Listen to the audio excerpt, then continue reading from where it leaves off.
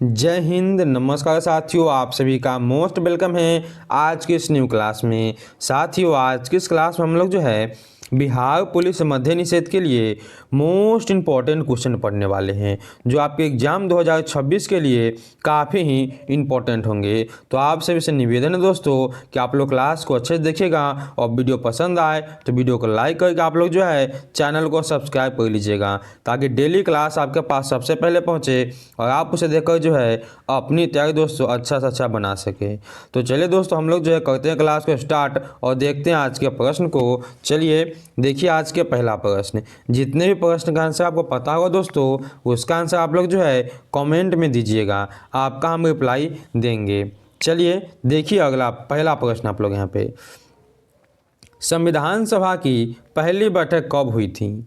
संविधान सभा की जो है पहली बैठक यह कब की गई? यह किया गया आपके 9 दिसंबर 1946 को। ये ऑप्शन दोस्तों आपके यहाँ पे बिल्कुल ही सही हो जाएंगे। चलिए अब देखिए अगला प्रश्न आप लोग। उद्देश्य प्रस्ताव किसने प्रस्तुत किया था?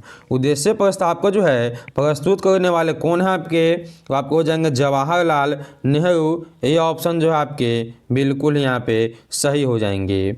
अगला देखिए आप लोग यहाँ पे 3 नंबर प्रश्न आप सभी का है। संविधान सभा की अस्थायी अध्यक्ष किसने की थी?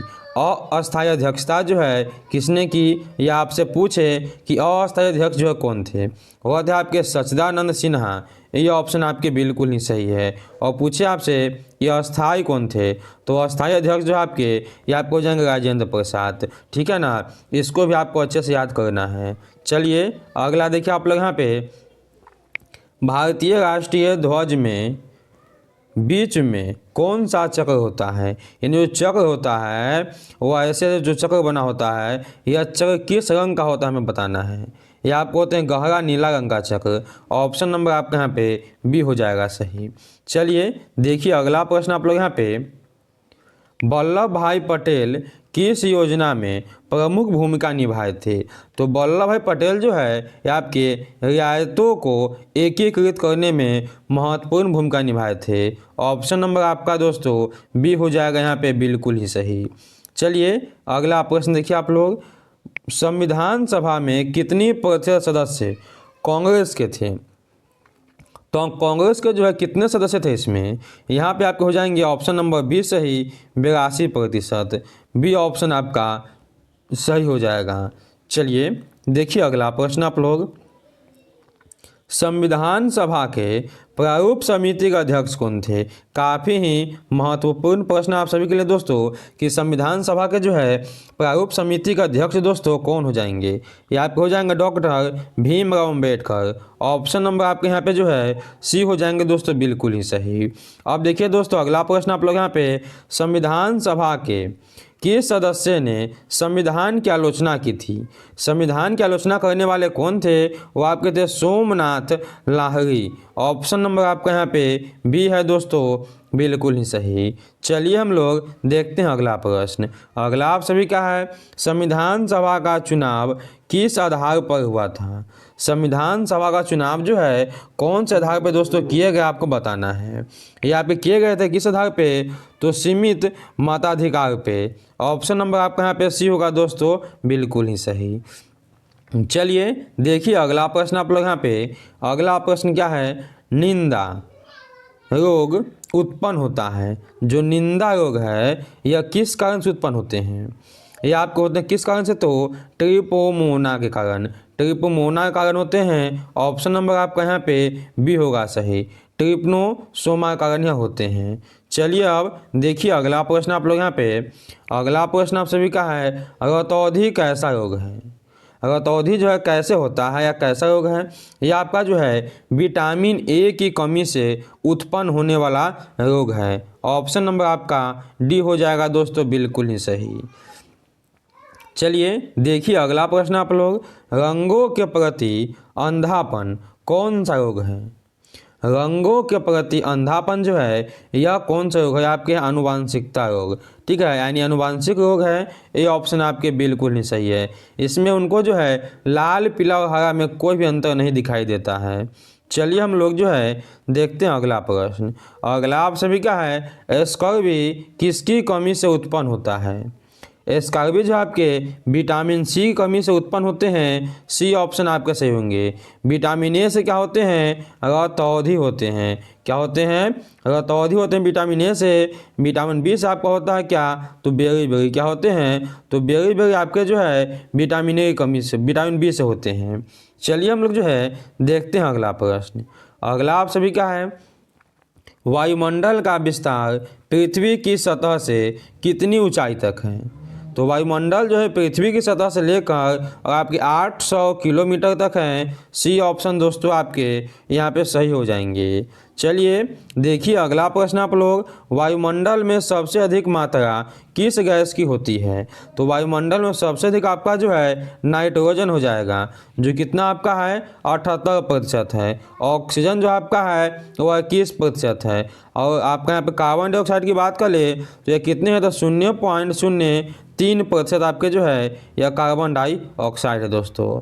चलिए हम लोग जो है देखते हैं अगला प्रश्न। यहाँ पे अगला प्रश्न आप सभी का है, ग्रीन हाउस क्या है? ग्रीन हाउस जो है क्या है आपके?